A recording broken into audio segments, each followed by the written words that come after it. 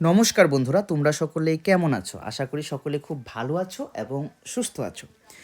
আমাদের NCN history of ত্রিপুরার আজকে হচ্ছে পঞ্চম ক্লাস, অর্থাৎ ক্লাস নাম্বার 5। 4টা ক্লাসে কিন্তু আমরা বিশদভাবে বিবরণ পড়েছি এবং প্রশ্নোত্তরও কমপ্লিট করেছি। 3টা ক্লাসে আমরা প্রায় 150 কোশ্চেন কমপ্লিট করেছি। আজকের ক্লাসে আমরা আরও 50টা কোশ্চেন কমপ্লিট করব। গুরুত্বপূর্ণ আরও 50টা কোশ্চেন আমরা আজকের ক্লাসে কমপ্লিট করব। তো যারা আগের ভিডিওগুলো দেখোনি, তোমরা আগের ভিডিওগুলো দেখবে, তারপরে আজকের এই ভিডিওটা দেখবে। ঠিক আছে? আশা করি তোমাদের আপকামিং যে এক্সামিনেশনগুলো আছে, হাইকোর্ট থেকে শুরু করে জিআরভিটি থেকে শুরু করে টিপিএসসি থেকে শুরু করে যা যা পরীক্ষা আছে, সবগুলোর জন্য কিন্তু ত্রিপুরার NCN history, Tripura GK very very very very important. তো চলো কথা না বাড়িয়ে আজকের প্রশ্নোত্তর আমরা শুরু করছি। কোশ্চেন নাম্বার 151, উদয়পুর থেকে পুরাতন আগরতলায় রাজধানী স্থানান্তরের প্রধান কারণ কী ছিল? Very very important. মুঘল ও সমসের গাজীর ক্রমাগত আক্রমণের ফলে কিন্তু উদয়পুর থেকে ত্রিপুরার রাজধানী আগরতলায় স্থানান্তরিত করা হয়েছিল। ক্লাস নাম্বার 1, ঠিক আছে? ক্লাস নাম্বার 1-এ আমি এটা সম্পর্কে সম্পূর্ণ বিশদ আলোচনা করেছি। তোমরা যারা দেখোনি এখনও ফার্স্ট ক্লাসটা তোমরা যারা দেখোনি, তোমরা অতি সত্বর গিয়ে আগে ফার্স্ট ক্লাসটা দেখো। দেখলে এখানে যতগুলো কোশ্চেন আনসার আছে সবগুলো কিন্তু তোমরা ইজিলি আনসার করতে পারবে। আমি 100% শিওর সবগুলো তোমরা ইজিলি আনসার করতে পারবে। ঠিক আছে? এখানে আমি প্রশ্ন উত্তরের মধ্যে বেশি ডিসকাশন করব না, কারণ আমি অলরেডি কিন্তু ডিসকাশনের একটা ফার্স্ট যে ক্লাসটা আছে সেটা তো অলরেডি ডিসকাশন ক্লাসই করেছি। তো তোমরা আগে ওই ক্লাসটা দেখো, তারপরে এই ক্লাসটা দেখবে। ঠিক আছে? তারপরের কোশ্চেন নাম্বার 152, ত্রিপুরার কোন রাজা মুঘলদের থেকে রুশনাবাদ পরগনা লাভ করেন? রত্নমাণিক্য। ঠিক আছে? কোন মাণিক্য? রত্নমাণিক্য। ত্রিপুরার কোন রানীর নামে কমলা সাগর দিঘি খনন করা হয়? মহারানী কমলা দেবী। কে করেছিলেন এবং কে করেছিলেন? এটা ধন্যমাণিক্য করেছিলেন, এবং ধন্যমাণিক্যের স্ত্রীর নাম কিন্তু কমলা দেবী। ঠিক আছে? সেই কমলা দেবীরকে স্মরণ করে কিন্তু এই ধন্যমাণিক্য কমলা সাগর দিঘি খনন করেছিলেন। তারপরের কোশ্চেন 154, ত্রিপুরার প্রথম চায়ের বাগান হীরাছড়া কত সালে প্রতিষ্ঠিত হয়? Very very important question. 1916 খ্রিস্টাব্দে। 1916 সালে কিন্তু হীরাছড়া চা বাগান প্রতিষ্ঠিত হয়েছিল।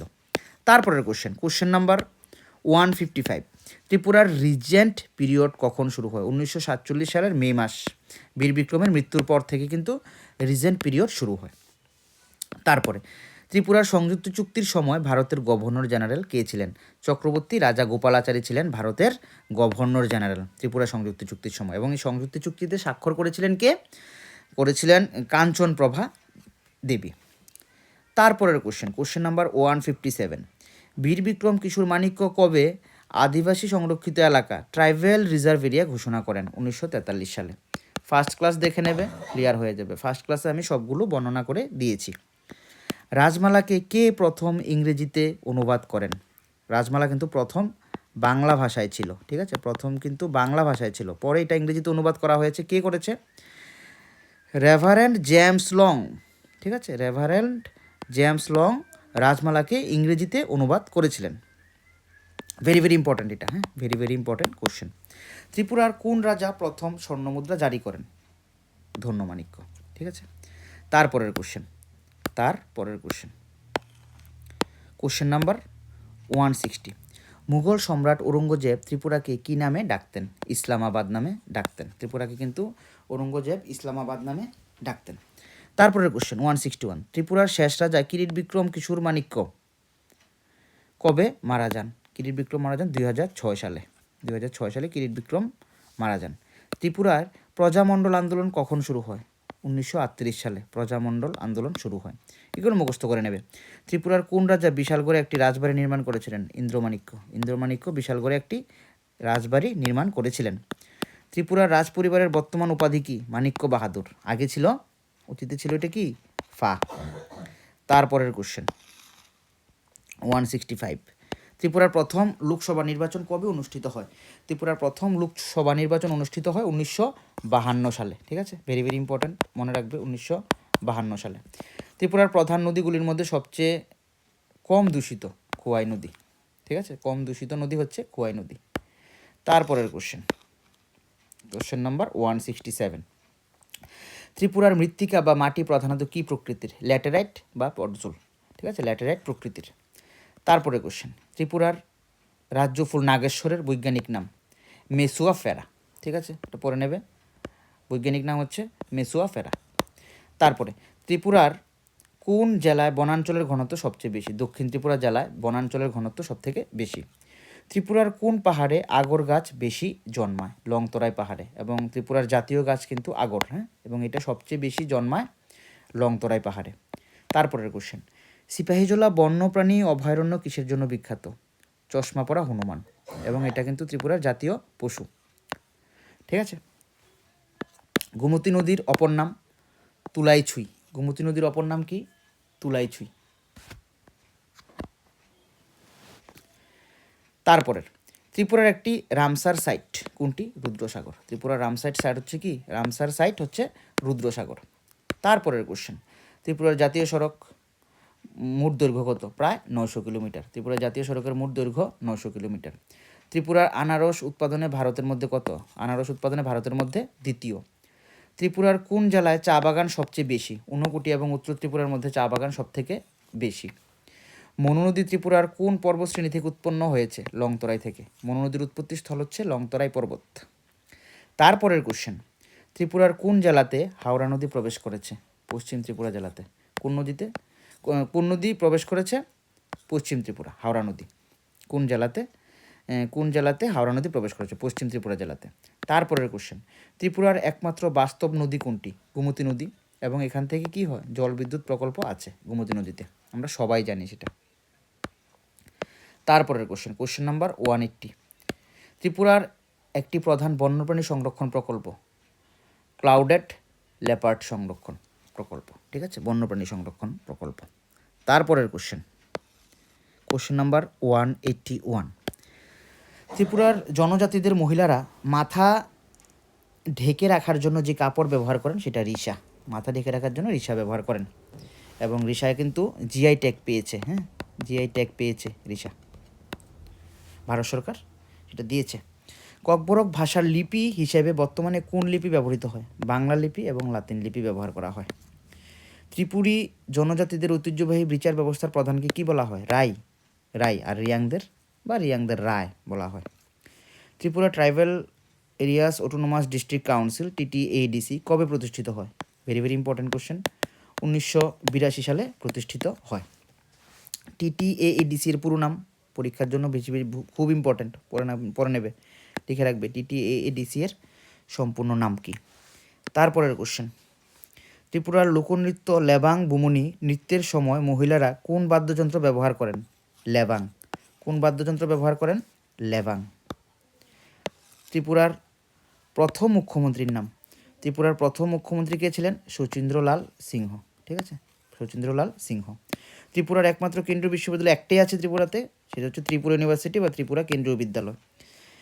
এটা হবে ক্যার পূজার সময় রাজবাড়ি এলাকা বন্ধ করার দায়িত্বে কে থাকেন? চন্তাই বা চান্তাই। তারপরের কোশ্চেন 89,